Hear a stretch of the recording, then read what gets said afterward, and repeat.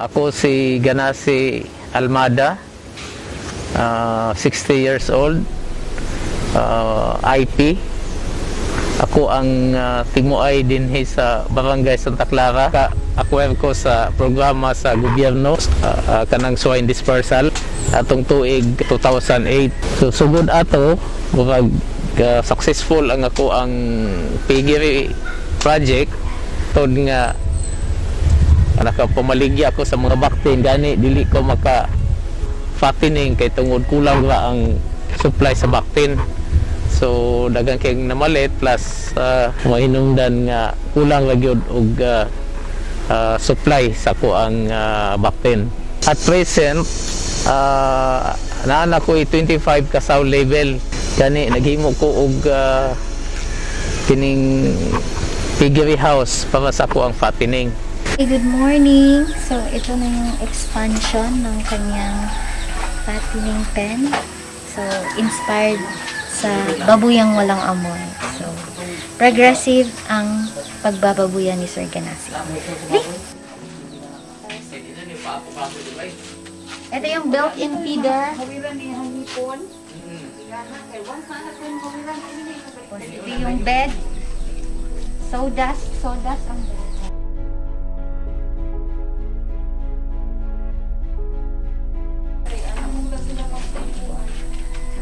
Sa feed formulation, ang kuan lang nag-start ko og pahimo og feeds kanang gikan sa starter, grower, finisher.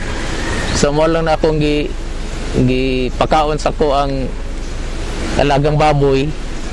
Gani naka-acquire pod ko karon og hammer mill. Akong i-install og makompleto na, ang kulang na ko mixer na lang. Kung makompleto na to siya, adi ako na maghimo sa ko ang kaugalingon nga feeds.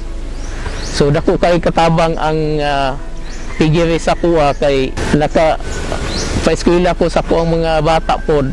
Ang kamagulangan din nakahuman siya og commerce, ang ikaduha pharmacy, ang ikatulo nursing. Then katong nursing nako ni proceed siya og law sa Cebu. So pinaagi po na siya sa ako ang source sa ako ang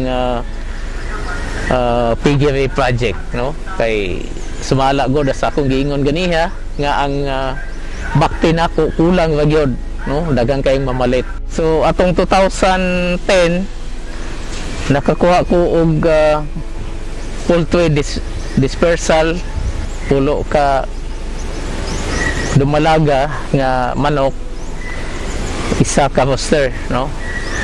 Katabang gyud siya pod sa mo ang source of income kay dugang kita siya sa itlog o sa manok mismo ibaligya.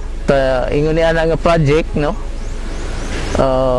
Dako kay kog pasalamat sa Department of Agriculture nga na tagaan ko og mga suporta, no, sama sa swine dispersal, katong sa manok, sa biogas. So nindot kaayo siya, makatabang yun sa mga farmers nga magkugi, no, magkugi sa dili pasagdan ang gihatag sa gobyerno, ampingan jud kay kana siya makatabang yun siya sa additional income sa maong farmers. So di lang siguro ko taman og daghang kayong salamat og may buntag sa tanan.